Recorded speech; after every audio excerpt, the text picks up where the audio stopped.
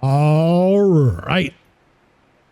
So long story short, I quit doing this because I hit the paywall, which is right here. Once you get to intro to LAN, there's a paywall, but somehow I was able to convince my employer to pay for my subscription. I mean, it's only 16 bucks a month, but that's 16 bucks a month I don't have to use on this. That being said, I was able to get my employer to sponsor my learning here because it affects them as well. And also, I didn't have the right mindset at all in the first place. I was thinking I was just going to fake like we're going to do cybersecurity and actually go be real hackers. But the thing about it is you can't be a real hacker these days, a lone wolf real hacker these days. You have to be an organized criminal, or you have to be a part of a state-sponsored hacking organization, like in the army or in the military and stuff like that. So because of that, I'm already scratching that out. We're going to actually do this for cybersecurity purposes, right? If you think that's lame, well, man, look up the difficulties of this stuff, and then tell me how lame it is, right? Unless you're like part of like the organized crime unit, and then, buddy, I don't know what to tell you, bro. All right, so here we're going to start off with intro to cybersecurity. I'm just going to do this one right now. I'm going to re-release these two today as well, and then we'll go and start with network fundamentals. All right, so let's do offensive security intro. All right. So we click that, we come over here, and we wait a while. Hold on, let me fast forward. All right, there we go. And then here we go with what is offensive security. We'll start with this one. All right, to outsmart a hacker, we need to think like one. This is the core of offensive security. It involves breaking into computer systems, exploiting software bugs, and finding loopholes in applications to gain unauthorized access. The goal is to understand hacker tactics and enhance our system defenses. Really, when you research it, it has a lot more to do with deceiving people. And that's just what I found. Beginning our learning journey. So in this TryHackMe room, we're going to be guided through hacking our first website in a legal and safe environment. The goal is to show us how an ethical hacker operates. But before we do that, we're going to review by answering the questions below. We're going to type the answer in the box after the question and click submit button. Click the submit button. And when we're done, we're going to proceed to task 2. Right? I already did this before, so it's already in there. Which of the following options better represents the process where we simulate a hacker's actions, to find vulnerabilities in the system? And how I figured this one out was, did we talk about defensive security? Absolutely not. We were talking about offensive security. So that's what it's going to be. You click correct answer and we'll go to the next one. All right. So here we are with hacking our first machine. So here at TryHackMe, they use virtual machines to create simulated environments that serve as practical complements to rooms. Okay. So in this room, they prepared us a fake bank application called Fake Bank that we can safely hack. To start this machine, we're going to click on this start machine below right here. So it's going to take a little while. It's going to open this thing up, but we're going to read through waiting for this thing to go, all right? So our screen should be split in half, true, showing the content on the left and the newly launched machine on the right. So we're waiting for this to load up, this thing right here. If we hide it later, we can always click on the show split view button at the top to display it again. We should see a browser window showing the website below. So as far as that show split view thing goes, I still don't know how to make that happen. I don't know how to get rid of this split view right here. But it is what it is. It doesn't really matter because this opens up automatically usually. But what they're talking about when they're talking about the show split view, if we don't see the one shown above up here, we can use the show split view button at the top of the page. So it's going to be something like this, right? And there's our machine right there. So our first hack, let's open up Fake Bank. It's open. All right, there we go. So our first hack. So we're going to use a command line application called Gobuster to brute force Fake Bank's website to find hidden directories and pages, right? So we're looking for hidden directories and pages using the Gobuster tool, all right? Gobuster will take a list of potential page or directory names and try accessing a website with each of them. If the page exists, it's going to tell us, all right? So for the first step, we're going to open the terminal, and this is also known as the command line, and it allows us to interact with a computer without using a graphical user interface or GUI. On the machine, we're going to open the terminal by clicking on the terminal icon on the right of the screen. So we can click either this here or this terminal icon right here. And it's going to open this DOS looking thing right here. It's inside of Ubuntu, but this is basically what it is, right? So now we're going to use Gobuster to find hidden website pages. So most companies have an admin portal page, giving their staff access to basic admin controls for day-to-day operations. For a bank, an employee might need to transfer money to and from client accounts. Due to human error or negligence, there may be instances when these pages are not made private, allowing attackers to find hidden pages that show or give access to admin controls or sensitive data, okay? So to begin, we're going to type the following command into the terminal to find potentially hidden pages on fake bank's website using Gobuster, which again is a command line security application, all right? So basically we're going to type this stuff out. So let's just type it out word for word because there's no way to copy paste. Trust me, we'd be doing that. So we're going to say Gobuster. So we're accessing the Gobuster machine, the Gobuster program. Then we're going to say /u. And what this is doing is telling us where we're going to try attacking, right? And then we're going to say http:// I said colon // fake bank dot TryHackMe.thm. Then we're going to do a -w, and that's basically going to be the thing that tells us the Gobuster that the next thing is going to be the list we're going to look through. So we've got this word list.txt, and then we're going to say dir after that, which I don't know what that does, but I guess it does a directory. I don't know.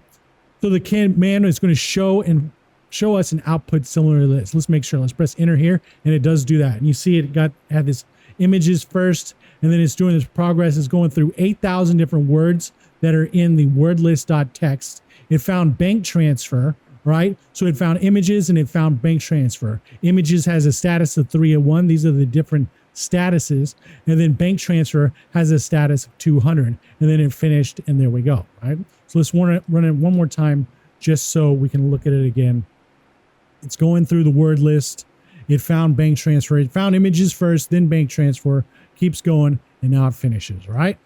And then here's this thing right here, pretty much the same thing.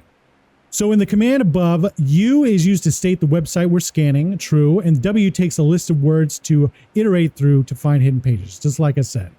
We're going to see that Gobuster scans the website with each word in the list. That's where that 8,000 was coming from. It's 8,000 words being scanned, finding pages that exist on the site.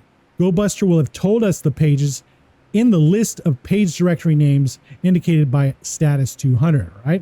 And then there's also the 301. I don't know what that means. We would have to go over to here, Gobuster. All right. And this is where the actual Gobuster is. It's also in this Kali Linux tools, and we'll figure this stuff out later. But if you want it on your computer right now without Linux, you can get it right here at the GitHub.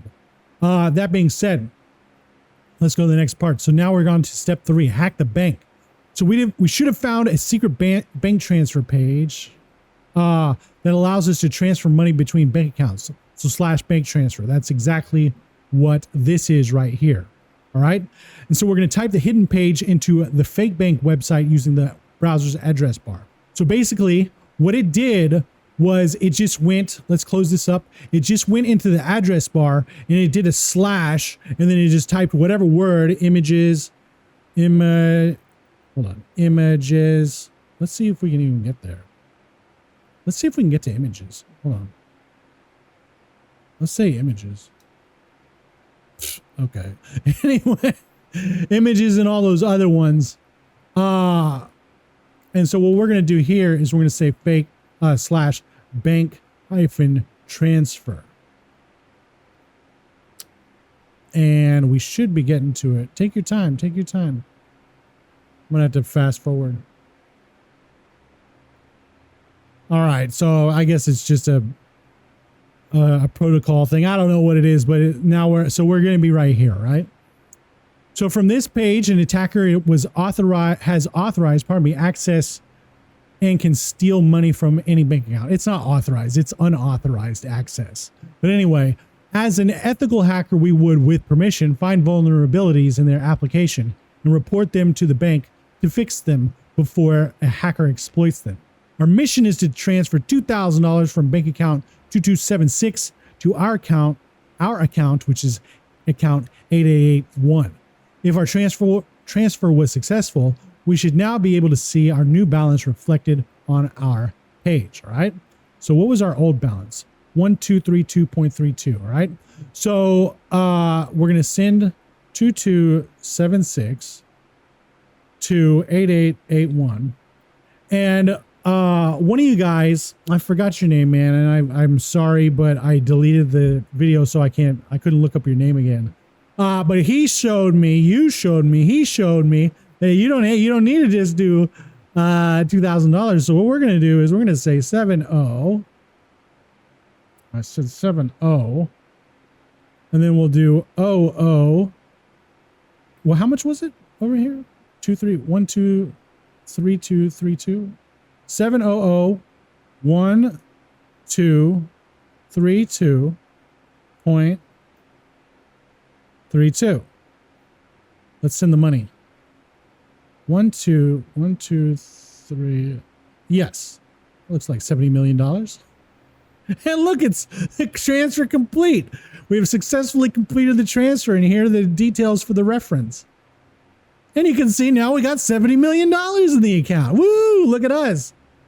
$70 million of account balance. Check us out. All right. So there we go. We got 70 million in there.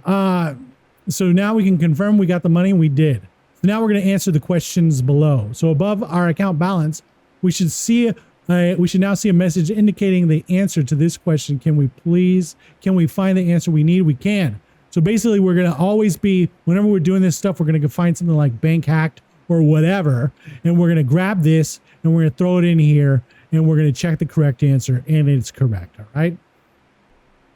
I had to one up him. He did $1 million and I had to do 70 million plus however much we were in debt. Let's go. So let's get this off the screen right here. I think like this, maybe? Nope. Like this? Nope. Like this? Give me a second. Terminate. We don't need this open anymore. Terminate. Get out of here. All right. So how can I start learning? So people often wonder how others become hackers or security consultants or defenders, security analysts fighting cybercrime. And the answer is simple. We're going to break it down, learn an area of cybersecurity we're interested in, and regularly practice using hands-on exercises. We'll build a habit of learning a little bit each day on TryHackMe, and we'll acquire the knowledge to get our first job in the industry. So we can trust them. We can do it. Woo! Just take a look at some of the people who have used TryHackMe to get their first security job. So we can look at these if we want to. I'll take their word for it. So what careers are there? The cyber careers room goes into more depth about the different careers in cyber security. Pardon me. However, there's a short description. Here's a short description here of a few offensive security roles. There's pen tester, the penetration tester, pardon me, which is responsible for testing technology products for finding exploitable security vulnerabilities. Red teamer, which plays the role of an adversary, attacking an organization and providing feedback from an enemy's perspective. And then security engineer, which they design, monitor, and maintain security controls, networks, and systems to help us prevent cyber attacks. All right. And so we're done with this. We can just say correct answer. Click whatever it says in the green and go to the next part. All right. So we're going to find ourselves here or here or here. Hold on. We're going to find ourselves here. I've already done this one. So now we're on to defensive security intro, and we'll see you next time.